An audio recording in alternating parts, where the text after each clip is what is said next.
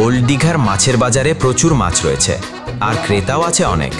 বাঙালিরা দীঘায় ঘুরতে এলে এই মাছের বাজারে একবার অবশ্যই ঢু দেয়। এখন মাছের দাম বেশ অনেকটাই বেশি, কিন্তু দাম বেশি থাকা সত্ত্বেও বেচাকেনা বেশ ভালোই হচ্ছে। যদি জানতে চান মাছের দাম বেশি কেন, তাহলে পুরো ভিডিওটা দেখুন।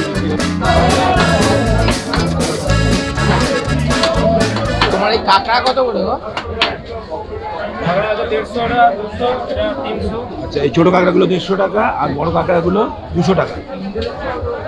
সবই সামুদ্রিক কাঁকড়া। ও আচ্ছা, ওই বড়টা 300 না?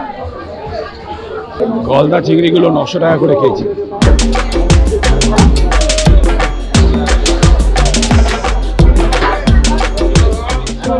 এগুলো পুরোনো স্টকের পমফ্রেট মাছ, সব প্লাস্টিকের প্যাকেটে ভরা।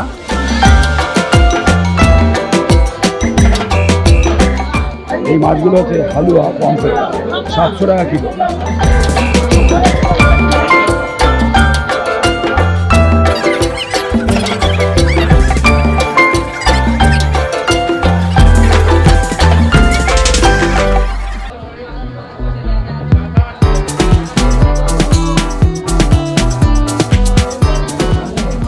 এই পমফ্রেটগুলো 700 টাকা করে।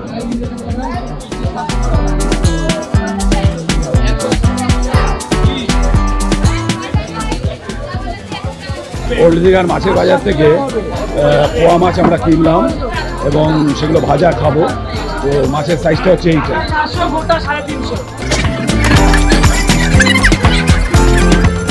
এই পোয়া মাছগুলো 200 টাকা করে কিলো।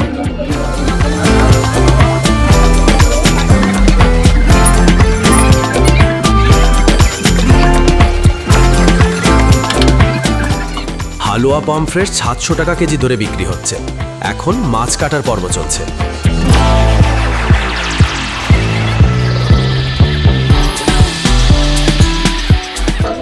ওল্ড দীঘার বাজারে এই দোকানেই পাওয়া গেল একমাত্র সমুদ্রের মাছ, সামুদ্রিক মাছ। আর যেই দোকানগুলো দেখলাম সব জায়গায় সামুদ্রিক মাছ অত ভালো পাওয়া যাচ্ছিল না, তো এখানে ফ্রেশ সামুদ্রিক মাছ দেখতে পাচ্ছি। কথা, এতগুলো দোকান দেখলাম তো কোথাও তো এরকম আপনার মতো সামুদ্রিক মাছ ফ্রেশ দেখলাম না। আপনার মাছগুলো বেশ ফ্রেশ লাগছে। তো এই পমফ্রেটটা কত করে বিক্রি করছে? 700 টাকা কিলো। ওজন কতটা হবে? কিলোতে 7-8টা হবে। আর এই চিংড়ি 200 টাকা, তাই তো? আর এই কাঁকড়া 120 টাকা আছে। আর 120 টাকা, এটা 150, আর এটা 120। আচ্ছা, এটা 150 আর ওটা 120। আচ্ছা, 250 টাকা। প্রত্যেকটা মাছ ফ্রেশ, একদম চকচকে, একেবারে টাটকা টাটকা। হ্যাঁ, দোকানদার দেখাচ্ছে। আপনার নাম কি বর্দা? দোকানের নাম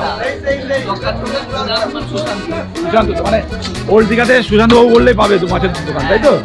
আসলে সরকারি নিয়ম অনুযায়ী 3 মাস ধরে মাছ ধরা বন্ধ থাকে, তাই মাছের চাহিদা বেশি থাকলেও যোগান কম। এই কারণেই দীঘার বাজারে মাছের দাম এখন এত বেশি। আশা করা যায় আষাঢ় মাসের পর এই দাম অনেকটাই কমে যাবে। তখন দীঘায় ঘুরতে এলে চেষ্টা করবেন সস্তায় ভালো মাছ কিনে রান্না করে খেতে। যদি এই ধরনের ভিডিও ভালো লাগে তাহলে শেয়ার করবেন, আর আমাদের চ্যানেলে সাবস্ক্রাইব করা না থাকলে অবশ্যই করবেন। ভালো থাকবেন।